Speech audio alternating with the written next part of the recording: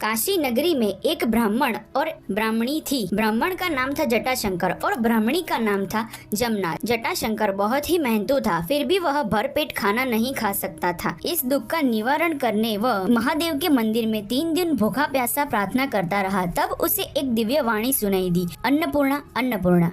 पर वह समझ नहीं पाया। यह बात उसने पंडित को बताई, पर पंडित जी भी उसका उत्तर नहीं दे पाए। तब फिर से 3 दिन भूखा प्यासा मंदिर में प्रार्थना करता रहा। तब उसे फिर से दिव्य वाणी सुनाई दी कि हे ब्राह्मण, तू अन्नपूर्णा देवी का मंत्र बोलते हुए पूर्व दिशा की ओर चलता जा। वह मंत्र बोलते हुए पूर्व दिशा की ओर चलता रहा। वहाँ पर एक सरोवर आया। सरोवर के पास कुछ अप्सराएं देवी अन्नपूर्णा के व्रत की पूजा कर रही थी। जटाशंकर ने अप्सराओं से पूछा कि आप यह क्या कर रही हो? अप्सराओं ने कहा, हम अन्नपूर्णा देवी के व्रत की पूजा कर रहे हैं। तब जटाशंकर ने कहा, इससे क्या होता है? अप्सरा बोली, भूखे को अन्न की प्राप्ति होती है, बांझ को पुत्र की प्राप्ति होती है और उसकी मनोकामना पूर्ण होती है। यह सुनकर जटाशंकर ने भी अन्नपूर्णा देवी का व्रत किया। व्रत करते ही उसे चमत्कार दिखने लगा। सरोवर से उसे हीरे मिले। सरोवर में सोने की सीढ़ी उतर के वह पानी के अंदर गया। वहाँ उसे सोने का मंदिर देखा और देवी अन्नपूर्णा ने उसे दर्शन दिए। जटाशंकर ने प्रणाम किया और देवी उसकी सारी परेशानियां समझ गई और उसे आशीर्वाद दिया। जब जटाशंकर अपने घर वापस लौटा तो उसकी झोपड़ी एक महल में बदल गई थी और जटाशंकर गरीब से धनवान बन गया था। पर उसे कोई भी संतान नहीं था। संतान की प्राप्ति के लिए जमुना ने उसके पति की दूसरी शादी करवाई, पर उसकी दूसरी पत्नी अच्छी नियत की नहीं थी। दूसरे साल जटाशंकर ने देवी अन्नपूर्णा का व्रत किया और उसकी दूसरी पत्नी ने उस व्रत को तोड़ दिया। देवी अन्नपूर्णा बहुत ही क्रोधित हुई और वह वापस से परेशानियों से घिर गया। वह सरोवर के पास जाकर देवी अन्नपूर्णा की आराधना करने लगा। तब उसे सरोवर में सोने की सीढ़ी दिखी। वह सीढ़ी उतर के सरोवर के अंदर गया और देवी से माफी मांगी। तब देवी ने उसे फिर से वरदान दिया। वह घर लौटा और अपनी दूसरी पत्नी को घर से निकाल दिया और वह फिर से धनवान बन गया। और देवी की कृपा से जमुना के पांव भारी हुए और उसने एक पुत्र को जन्म दिया। तो ये थी माता अन्नपूर्णा के व्रत की कहानी। वीडियो पसंद आए तो लाइक, शेयर और कमेंट जरूर करें और ऐसी ही कहानियाँ सुनने के लिए हमें सब्सक्राइब जरूर करते रहिए।